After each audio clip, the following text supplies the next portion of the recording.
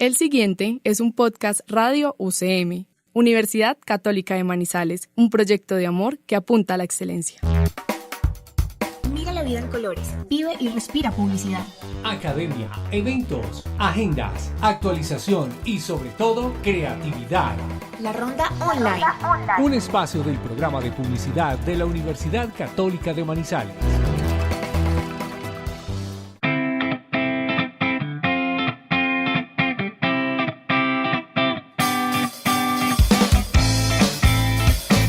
Bienvenidos a esta serie de podcast de la Ronda Online, un especial que hemos preparado para todos nuestros oyentes relacionado con el Congreso Visión y Acción de la Publicidad 2018, con invitados de la publicidad muy importantes de orden local, regional, nacional e internacional. Nuestros docentes del programa de publicidad de la Universidad Católica de Manizales han preparado para ustedes esta serie de podcast edición Congreso Nacional Visión y Acción. Hola, cordial saludo para todos los oyentes de UCM Radio y este podcast en conmemoración de los 50 años del programa de publicidad. En el marco del Congreso Visión y Acción de la Publicidad que celebramos en la ciudad de Manizales, nos encontramos con Juan David Jaramillo, vicepresidente ejecutivo de Sístoli Colombia, una empresa filial de Sancho Vivideo Colombia. Juan David, bienvenido a Radio UCM. Y lo primero que quería preguntar y lo primero que quiero que hablemos es acerca de la evolución de la publicidad. Tú nos hablabas de lo elemental, de lo simple, de lo fluido, y quiero que nos des un pequeño panorama de cómo desde tu profesión como publicista, desde vicepresidente de Sístoli, trabajan con las marcas y en la comunicación publicitaria moderna.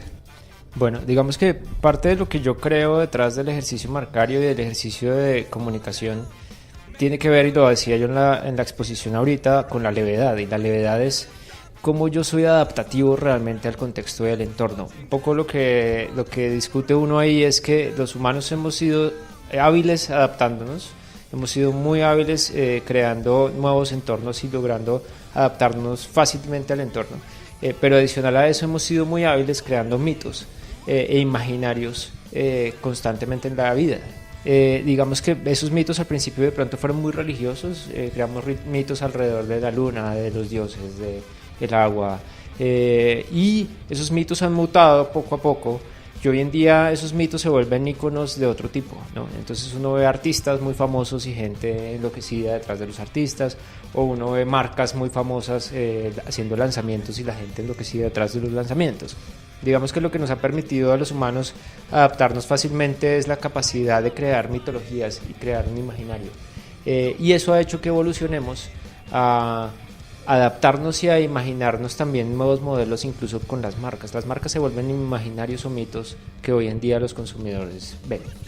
Y desde ahí yo creo que es donde está partiendo hoy la publicidad. La comunicación tiene que entender que las marcas son mitos y imaginarios, y las marcas tienen que construir un valor arriba por encima del producto.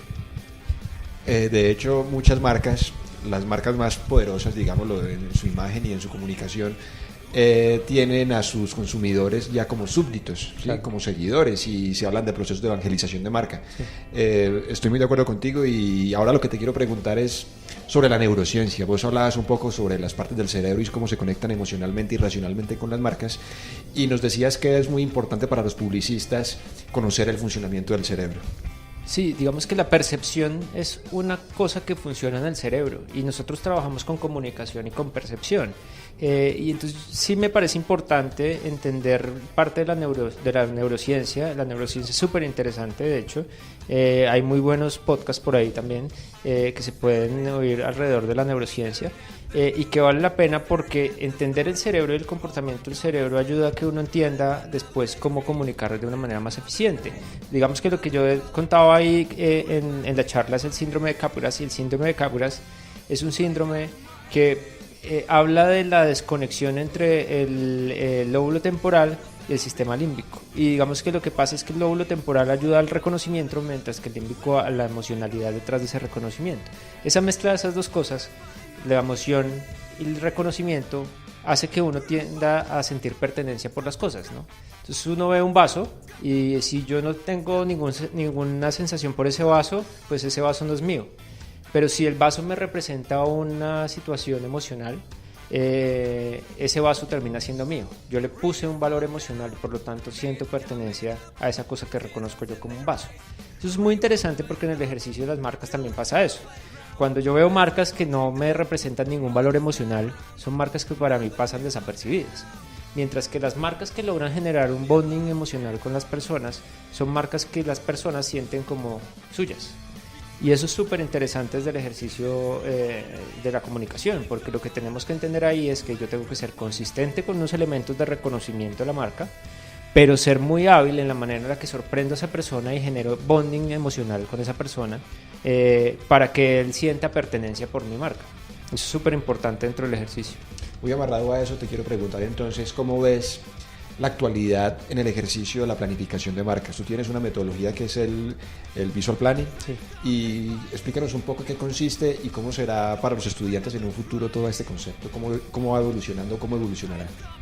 Cada vez más se está pensando en lo visual como una herramienta muy importante para poder captar la atención. Digamos que ha sido histórico también. El ejercicio del diseño gráfico he pensado siempre cómo de la mejor forma comunico. Pero hoy en día la comunicación se ha vuelto un poquito de gusto y yo creo que lo que uno debería retar es la comunicación no debería ser de gusto por una marca, sino por cómo realmente yo creo una estrategia visual para una marca. Es distinto, el pensamiento no es a mí me gusta una cosa, entonces yo por eso cambio el color y ahora la marca deja de ser roja y se vuelve amarilla. Sino que yo tomo una decisión estratégica para que eso pase, en función de que genere algo. Visual Planning es precisamente empezar a pensar desde 5 factores, desde los activos simbólicos de la marca, desde el contexto, desde la creación de un lenguaje de marca, porque las marcas son sistemas completos de lenguaje que después tengo que educar y enseñar, y ese es el cuarto punto, y después tengo yo que hacer un loop de todos esos elementos y repetir constantemente esa búsqueda y ese entendimiento de marca para poder dar cosas más novedosas y no necesariamente quedarse uno con un... Yo debato un poco el ejercicio del manual de 500 páginas, que es una biblia, porque yo creo que lo que uno tiene que hacer es crear movimiento con las marcas, ¿no? Que fluyan, y por eso la levedad es un elemento tan importante. Las marcas tienen que adaptarse fácilmente al contexto. Excelente. Por último, me gustaría que dejaras un mensaje a los estudiantes de publicidad, a las próximas generaciones de publicistas, para que incrementen su nivel de creatividad. Yo creo que viene una época muy particular de la comunicación. La comunicación está migrando a nuevos formatos, a nuevos entendimientos. Creo que la creatividad nunca se va a perder. Creatividad va a ser de esos elementos que siempre va a existir y necesitamos explotar cada vez más. Por lo tanto, creo que el mecanismo de defensa, todo lo que viene en términos del contexto, es la creatividad.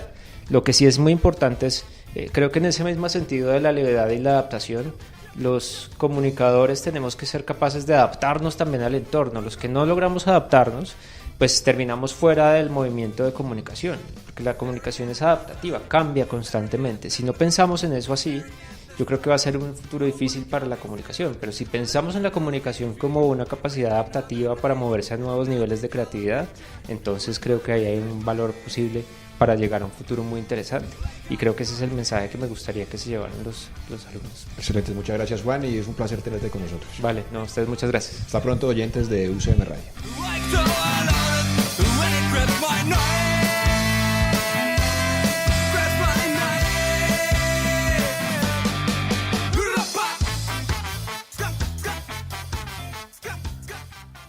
Universidad Católica de Manizales, un proyecto de amor que apunta a la excelencia.